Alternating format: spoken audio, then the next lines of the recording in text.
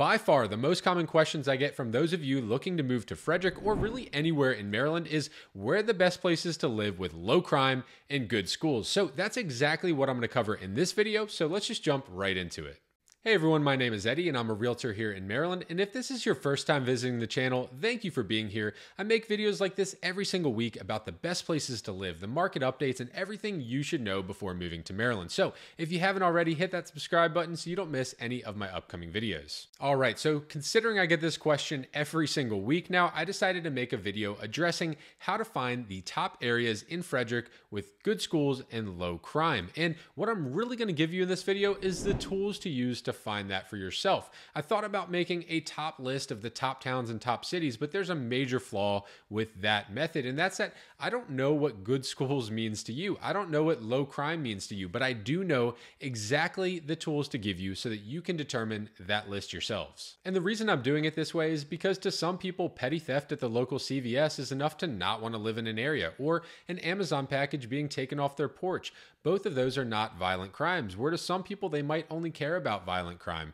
They might only care if it's a certain distance away from them, but I'm going to show you exactly how to determine that. And before we get into crime, I think the first criteria we should always start off with is the school district you want to be in and how to determine the best schools in Frederick. And again, when people ask me where are the best places to live with good schools in Frederick, I always ask, well, what rating are you looking for? And usually they're going to give me a rating of a 7 or 8 out of 10, which that rating scale really relates to greatschools.com. So let's go over to greatschools.com and look at what they have on their site. All right, so this is greatschools.com list of the top schools in Frederick County.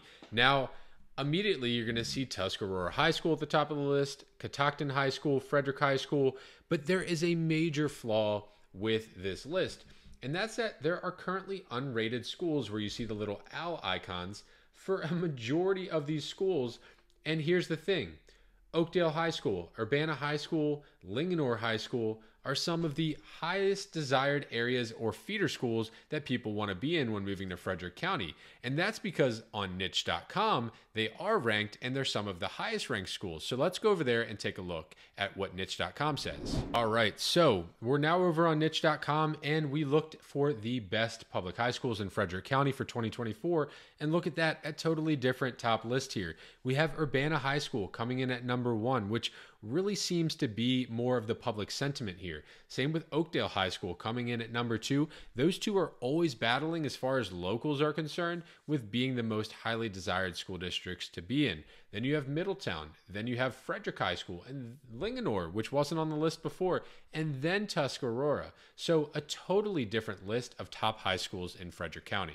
So why am I showing you these two sites? Well, it's not to confuse you. It's not to frustrate you with trying to find the best schools, but it's to show you that when someone tells me they want a 7 out of 10 out of high schools, they might not even know that some of the most highly desired high schools aren't even on that list to begin with. So it could be a big problem where you're asking me for that rating and I'm leaving out the top 3 or 4 schools that are rated on niche.com. So what I always tell my clients is check both of them. You should also go to the Frederick County Public Schools webpage and check graduation rates, AP scores, things that are important to you, diversity scores, so you can determine which school is best for you. And once you decide where you want to live based on the school districts you want to be in, now it's time to check that versus the crime data. And Frederick County luckily reports all of their crime data to LexisNexis, who creates the community crime map, which is a real-time map showing you the crimes that are reported across the county. All right, so this is what that application looks like in real time. So these are the reported crimes in Frederick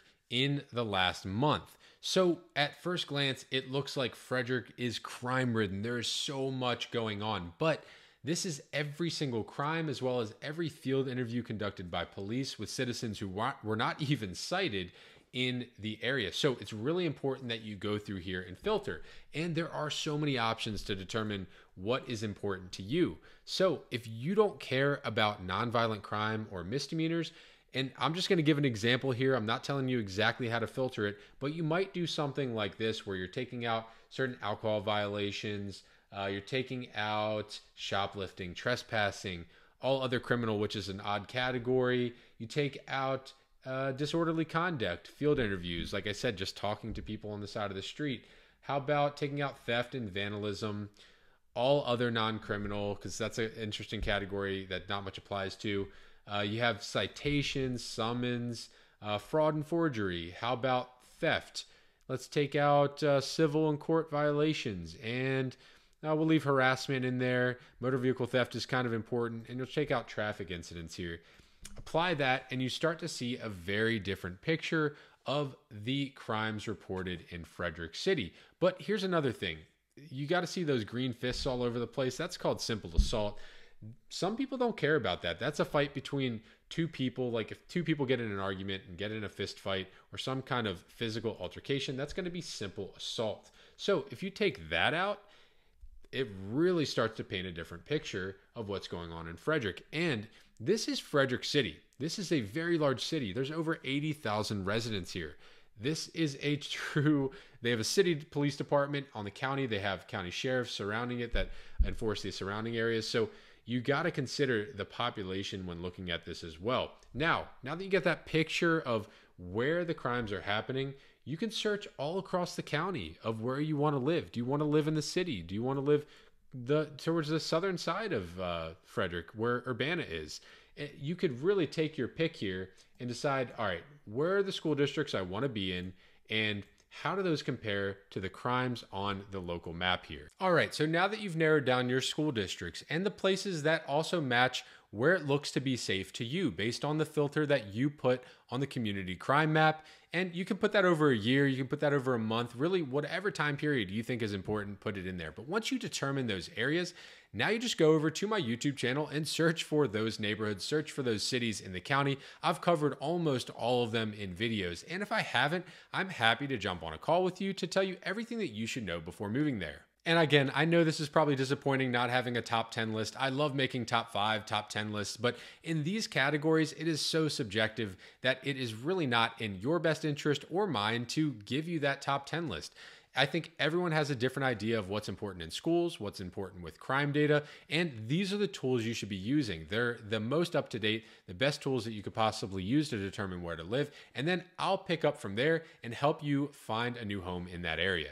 And if you are considering a move to Frederick or the surrounding areas in the future, whether that's 2 months away or 2 years out from now, it is never too soon to hop on a one-on-one consultation with me. The easiest way to do that is to go into the description or in the comments below and click on that link to schedule that one-on-one call, and I'll get a plan together for your move. And as always, if you like this video, make sure to like and subscribe so you stay up to date on all of my videos about moving to Maryland.